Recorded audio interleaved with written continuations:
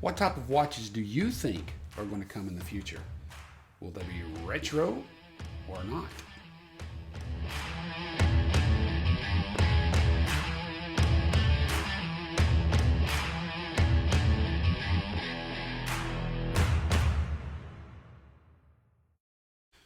Hello and welcome to this special episode of The Humble Horologist. My name is Anthony and I like watches. New, pre-owned, vintage, affordable, or unaffordable. It doesn't matter. If it's a watch, I'm at least going to look at it. But the more I pay attention to what the brands are doing these days, the more I see them going back in time to revive old models or at least to look for vintage aesthetics that might appeal to today's consumers. For example, if you remember, it was just a few years ago that Timex hit the proverbial ball out of the park with their reinvented mechanical Marlin line. They followed that up with reissued quartz watches, their Q models, that even included the hair-pulling bracelets. All were smash hits.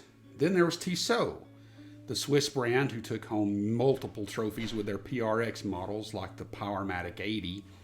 And what made this watch so special? Both then and now, 1970 styling, including an integrated bracelet paired with modern technology. There are, of course, other watch companies who've also jumped on the bandwagon or strap wagon and looked to the past for modern inspiration.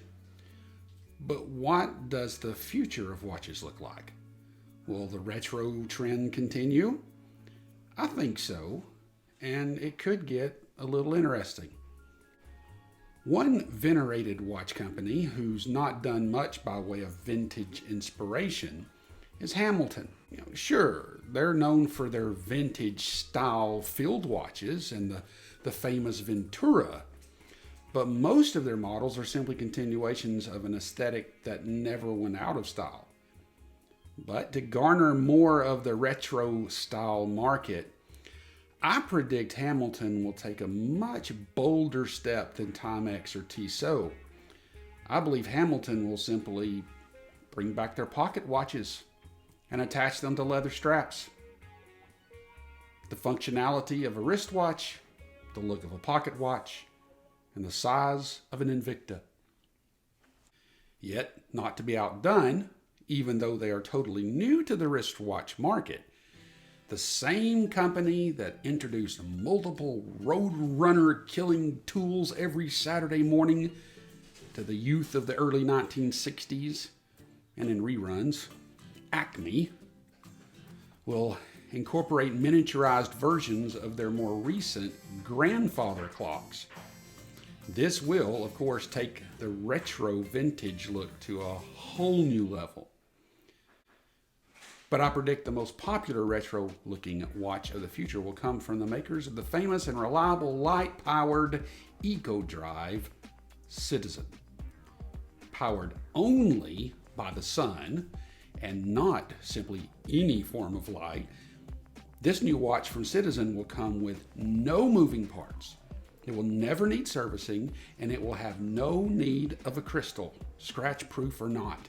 As a matter of fact, the new vintage Citizen will feature a brand new, even more eco-friendly movement, thereby offering an alternative to the venerable eco-drive.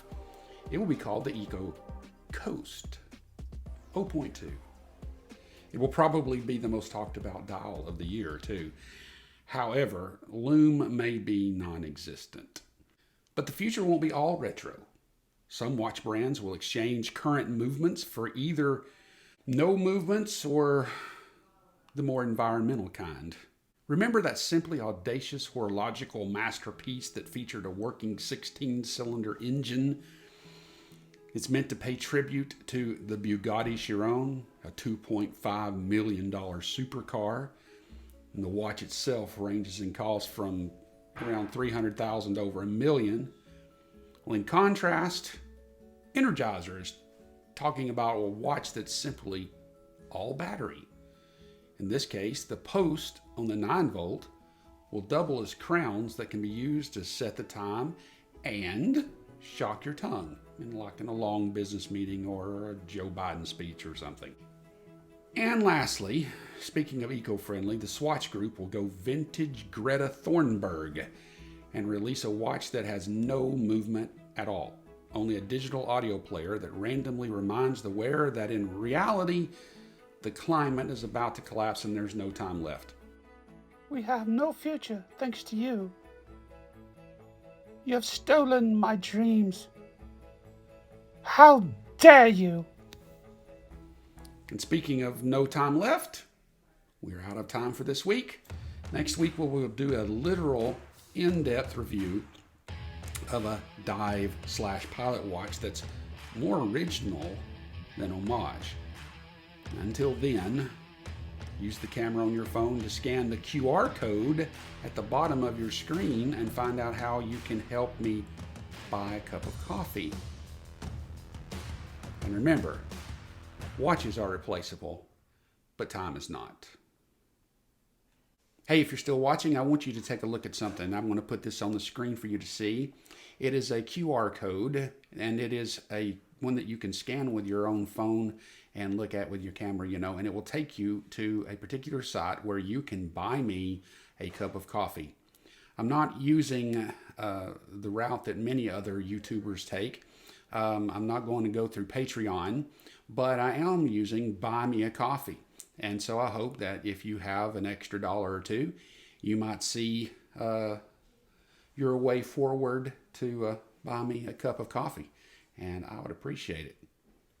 Thank you very much for your support.